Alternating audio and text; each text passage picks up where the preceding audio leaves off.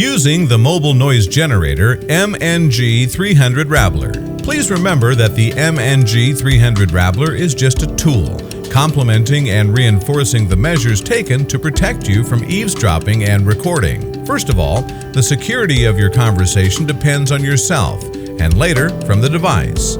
Therefore, during sensitive negotiations with using by MNG-300 Rabbler, it is important not to increase the volume of your voice. Imagine that you're sitting in a crowded coffee shop and do not want to be heard by the people at the next table. That means your speech should not be too loud. If possible, then leaning forward towards your interlocutor or sit closer to each other, then place the generator on the table between you. Turn on the device by pressing the power button and set the desired level of sound interference with the knob labeled level. Please note, it is not advisable to use only one MNG-300 Rabbler if the number of participants is more than 4. In this situation, it may be necessary to use 1 or 2 additional devices. Also, while in use, do not hide your generator. Example, in your pocket or a bag. Your conversation should be drowned in noise. Therefore, the unit should be as close to the speakers as possible. Do not decrease the volume of the MNG-300 Rabbler. Always use it at maximum volume. Speak quietly and not too loudly. If your companion has a recorder about his person, he will record himself,